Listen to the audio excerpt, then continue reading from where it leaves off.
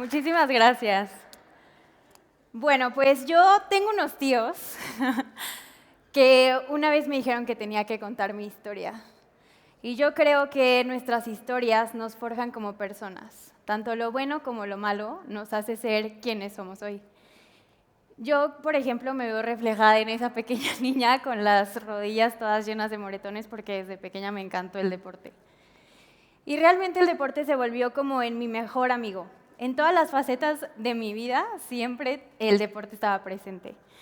Ya fuera el voleibol, el básquetbol, el fútbol, el béisbol, la verdad es que en mi casa siempre había deporte todo el tiempo gracias a mi papá. Hola papá, que es súper aficionado de las Chivas, de los Vaqueros de Dallas, de los Dodgers, de pues todos estos equipos que estuvieron de moda en los 80s, en los 90s, y que les fue muy bien. Pues bueno, yo crecí viendo también a esos deportistas en la televisión. Y pues bueno, también creo que gracias a la influencia de mi mamá, hola mamá, empecé a practicar gimnasia y empecé a practicar ballet desde pequeña, pero cuando entré a la primaria me di cuenta de que el fútbol existía. Y éramos muy pocas las niñas que queríamos jugar fútbol en realidad.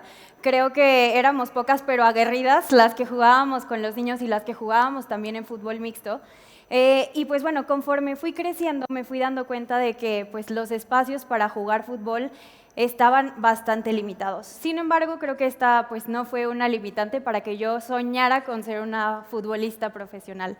Entonces, pues bueno, con ese sueño de ser una jugadora profesional, fui creciendo, fui aprendiendo y cuando empezaban las Olimpiadas estatales, las Olimpiadas nacionales, me tocó representar a León y representar a Guanajuato y la verdad es que era la más feliz. Yo tenía muy claro que el fútbol era pues la parte de mi vida que era mi parte favorita.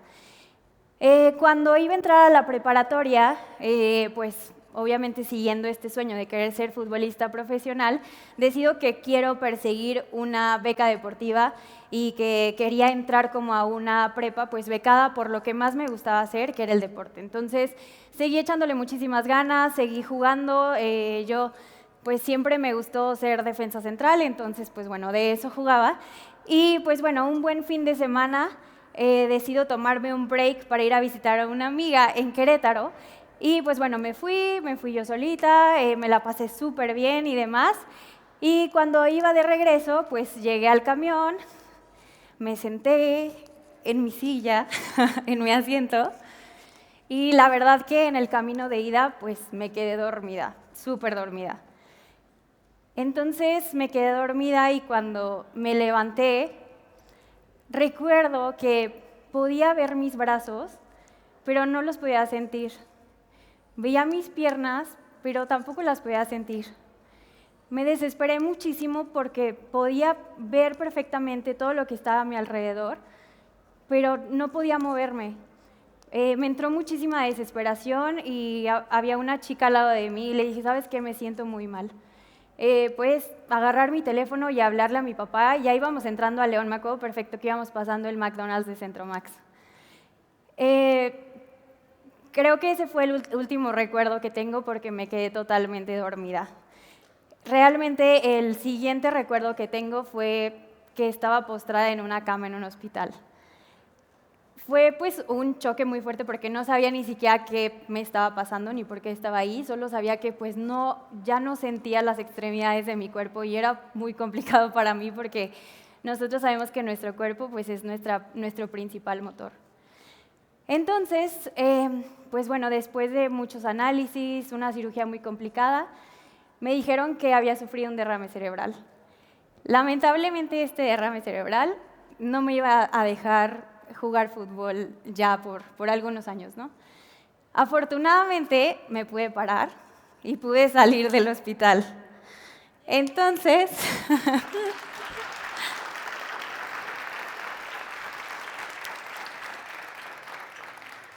cuando salí del hospital, pues creo que muchas veces cuando nosotros pasamos como por estos episodios muy catastróficos en nuestra vida, nos preguntamos el por qué me pasó esto. Y yo la verdad es que siempre me preguntaba, ¿por qué me pasó esto si yo ya quería ser jugadora profesional? ¿Por qué me pasó esto si yo ya tenía la beca deportiva en la que quería aplicar? Y pues bueno, realmente creo que muchas veces los porqués no los vamos a encontrar. Entonces decidí cambiar el porqué a un para qué. Y creo que ese para qué es el que me tiene hoy en día aquí para frente a ustedes platicando esta historia. Así que, bueno, creo que en ese para qué decidí hacer una investigación pues intensiva de en qué otras ramas podía yo trabajar si ya no podía ser jugadora profesional. Y justamente en esta investigación me di cuenta de que las mujeres empezaron la historia en el deporte muchísimo después que los hombres, mucho después. Entonces, pues bueno, vamos a ver qué tal andan en matemáticas. Porque la historia, por ejemplo, del fútbol femenil empezó más bien del fútbol en general, empezó en Inglaterra en 1896. La historia del fútbol femenil empezó hasta 1971 porque hubo 2 prohibiciones que puso la Asociación de Inglaterra de Fútbol para que las mujeres no pudieran jugar. Esto por argumentos que la verdad ustedes me dirán qué les parecen, pero en los periódicos aparecían. Mujeres quieren jugar fútbol y su útero se les puede caer. O mujeres que juegan fútbol van a ser estériles para toda la vida. Entonces, estos eran pues los promocionales y lo que aparecía en los periódicos de las mujeres que jugaban fútbol.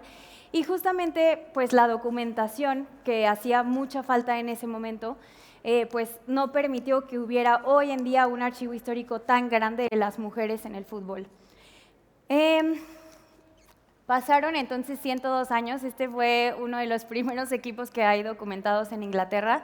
Entonces fueron 102 años entre que los hombres pudieron empezar a jugar fútbol y tener espacios y apropiarse los espacios, y después pues una historia súper diferente para las mujeres que en realidad querían dedicarse a este aspecto.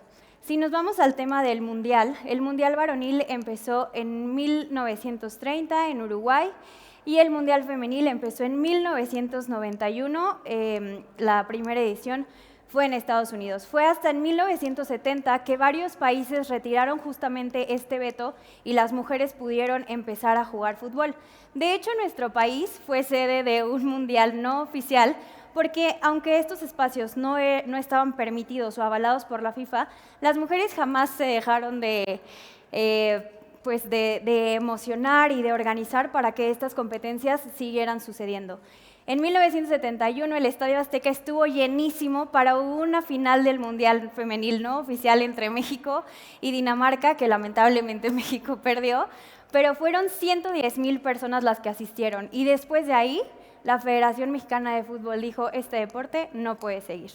Hay una laguna enorme de unos 25 o 27 años para que entonces las mujeres pudieran apropiarse otra vez de estos espacios de manera profesional.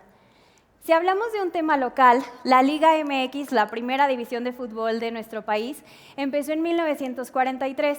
Y si nos vamos a la primera división femenil, la Liga MX femenil, pues lamentablemente la liga tardó 74 años en empezar.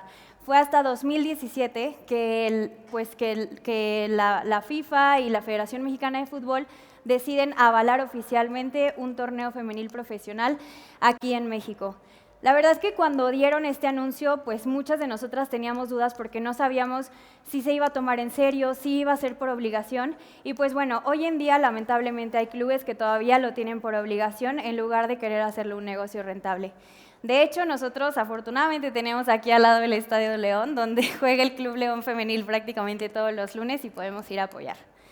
Si nos vamos a otros deportes, podemos ver la historia del maratón. En maratón tenemos una historia buenísima que es la historia de Kathrine Switzer. Kathrine Switzer fue la primera mujer en correr un maratón, también de manera no oficial. Ella se registró solamente con sus iniciales porque en ese momento las mujeres no podían correr los maratones, y pues bueno, terminó en el trayecto de querer correr el maratón. El director de la carrera intentó sacarla y su novio, que era quien la estaba entrenando, pues estaba quitando al director para que entonces ella pudiera terminarla. Kathrine Switzer terminó esa carrera y hoy en día tiene un movimiento enorme que se llama 261 Fearless, que empodera a mujeres que quieren correr este tipo de maratones y también lo vincula con la educación. Si nos vamos a la NBA, en el básquetbol es lo mismo. La NBA nació en 1946 y pues bueno, la WNBA nació en 1997. La WNBA es una de las ligas femeniles a nivel mundial que tiene una estructura envidiable porque ya son clubes independientes. Es decir, ya no dependen de una estructura varonil que las esté, que les esté dando inversión para que puedan coexistir. Esta fue la primera generación de jugadoras de la WNBA que existió. Y bueno, si nos vamos a algo muy reciente, el softball en nuestro país apenas va a empezar. Justamente hace 2 meses dieron el anuncio de que ya las mujeres iban a poder jugar softball de manera profesional en nuestro país. Y pues bueno, van a ser clubes de la Liga Mexicana de Béisbol que tendrán su propio equipo femenil. Y esta liga se va a inaugurar el 25 de enero del 2024. Y aquí en León también vamos a tener softball profesional que van a ser las Bravas de León. Entonces, pues bueno, si hacemos un cálculo de todos estos años, son alrededor de 400 años de espera los que las mujeres tuvieron que pues, soportar, esperar y pues no descansar para que pudieran tener un lugar en el deporte femenil. Y la verdad es que si pensamos que solamente es el fútbol, pues no, ya vimos que es en todos los deportes habidos y por haber en los que sucede esto. Esto obviamente nos lleva a una brecha histórica que generó y hoy en día genera muchas cosas. En primer lugar, el tema del papel de las mujeres y las deportistas en los medios de comunicación. En un observatorio que sacó Somos Versus en 2020, dieron a conocer que de 10,000 notas deportivas, solo el 7% estaban dedicados a las mujeres.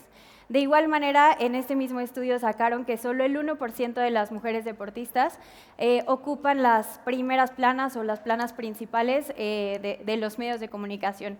Y eso porque pues, en realidad tienen que hacer hazañas así espectaculares para que puedan tener estos espacios. Después, si nos vamos al tema de las investigaciones científicas y de las investigaciones médicas, pues ahí tenemos una brecha enorme. Desde el simple hecho de que cuando somos adolescentes nadie nos explica cómo va a influir la regla menstrual en nuestro rendimiento justamente deportivo. Hay un dato muy interesante que es que el 82% de las atletas de un estudio que se hizo en Australia ni siquiera pues saben si la regla menstrual tiene una relación tangible con su rendimiento deportivo. Lo único que saben es que les afecta justamente por todos los procesos químicos que lleva nuestro cuerpo en ese momento. En cuestiones médicas también es muy interesante porque este año se llevó a cabo el Mundial Femenil en Australia y Nueva Zelanda y lamentablemente muchas de las jugadoras que son top a nivel mundial no pudieron estar ahí por lesiones de ligamento cruzado. No hay hoy en día investigaciones tangibles sobre cómo las mujeres se están lesionando mucho más y se están rompiendo más el ligamento cruzado que los hombres, que es en una medida de 6 veces más, o sea, es muchísimo. Y las investigaciones apenas este año se están empezando a dar justo por todo el tema de las jugadoras que se perdieron el Mundial Femenil en Australia este año. Esto tiene una repercusión, claro, en la participación de las niñas, las adolescentes y las mujeres en el deporte. Es muy triste pensar y decir que el 50% de las niñas deja el deporte antes de los 16 años por diferentes factores, como falta de pertenencia, falta de espacios seguros, porque prácticamente en México es muy complicado encontrar espacios seguros para que las mujeres podamos hacer la práctica deportiva. Algunos otros pues, tabúes que lamentablemente todavía existen, como que en las familias les dicen que por ser mujer no pueden jugar fútbol o que por ser mujer pues, no pueden estar practicando alguna cuestión deportiva. Y pues bueno, son estas causas principalmente las que tienen pues, los estándares tan bajos de participación.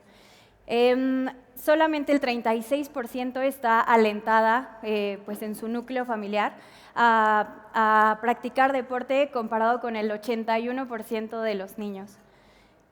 Esto pues también tiene una repercusión en la competitividad dentro de las diferentes ligas, porque seguramente ustedes han escuchado qué aburridos partidos de fútbol femenil, es que corren bien lento, es que no le pegan bien a la pelota. Bueno, pues es que si tenemos una brecha de casi 100 años entre cuando empezó el fútbol varonil y cuando empezó el fútbol femenil de manera profesional, pues es muy complicado que en un corto periodo de tiempo se pueda resarcir esta brecha histórica tan grande. Es por eso que necesitamos tener paciencia y necesitamos seguir empoderando a nuestras jugadoras, a nuestras atletas, para que puedan seguir teniendo las oportunidades y las herramientas y que puedan llegar a ser en realidad la mejor versión de ellas. Creo que algo de lo más importante que tuvo repercusión esta brecha histórica fue en la inversión y en el interés. Porque yo creo, y ustedes me dirán, pero para cualquier emprendimiento, cualquier empresa que va empezando y demás, se necesita una inversión inicial. Muchas veces para las mujeres en el deporte esa inversión ni siquiera existe. ¿Por qué? Porque han estado invisibilizadas por tanto tiempo que no se les apuesta o no se les da la misma cantidad de apoyo que lamentablemente a la contraparte masculina. Entonces esto pues genera una disparidad obviamente entre las competencias, porque no podemos comparar, por ejemplo, una liga como la de Francia, que tiene más de 50 años existiendo, a una liga como la de México, que tiene apenas 7 años que existe. Y pues bueno, creo que a mí me ha quedado claro que el poder que tiene el deporte de transformar vidas es enorme. Y el punto que les quiero compartir el día de hoy es que la participación de las niñas, adolescentes y mujeres en el deporte se ve enormemente limitado por el género. Algo que no debería de pasar, algo que no debería de existir, porque todos y todas tenemos las mismas capacidades para practicar el deporte que queramos. Nosotros podemos cambiar esto, afortunadamente. Podemos incentivar la participación de las niñas, de las adolescentes y las mujeres en el deporte. No sé, hay muchas veces que se acercan conmigo niñas y adolescentes y me dicen, es que desde mi casa no me dejan practicar deporte. Es que, ¿qué hago si mi papá me dice que no puedo practicar deporte? Creo que todos nosotros tenemos amigas, hermanas, sobrinas, nietas o demás que pueden canalizar su energía en cuestiones diferentes, y una de esas cuestiones es la cuestión deportiva. Entonces está también en nosotros el normalizar que el deporte femenil pues se vea algo normal, vaya la redundancia. Otra de las cuestiones es crear espacios seguros para la práctica deportiva de las niñas, adolescentes y mujeres.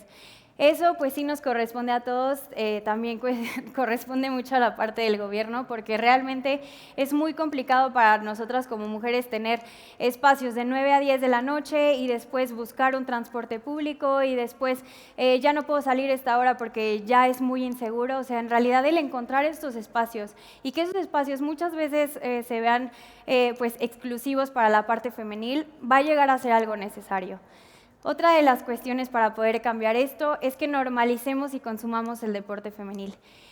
Creo que muchas veces todavía es como, vemos a una mujer jugando fútbol y es como de, no manches, es una futbolista, pero hay de dos, o lo vemos bueno o lo vemos malo, o tal vez no tenemos como un criterio sobre esto. Entonces, creo que mientras más normalicemos este hecho y mientras más le demos una plataforma a las jugadoras, a las deportistas, a las atletas para poder levantar la voz, va a ser mucho más fácil que esto se vea cada vez más normalizado. Y pues bueno, creo que tal vez yo no pude ser una referente como deportista, pero este pequeño amigo de aquí me ha regalado mis mejores momentos, a mis mejores amigas, me ha regalado cuestiones inigualables. Creo que pues gracias a esto ni siquiera estaría aquí hoy. Entonces, aunque yo no pude ser una referente como deportista, creo que hoy en día tengo la responsabilidad y me siento con la responsabilidad de seguir abriendo las puertas para que más niñas, adolescentes y mujeres sientan que el deporte, como yo lo sentí, es mi hogar. Muchas gracias.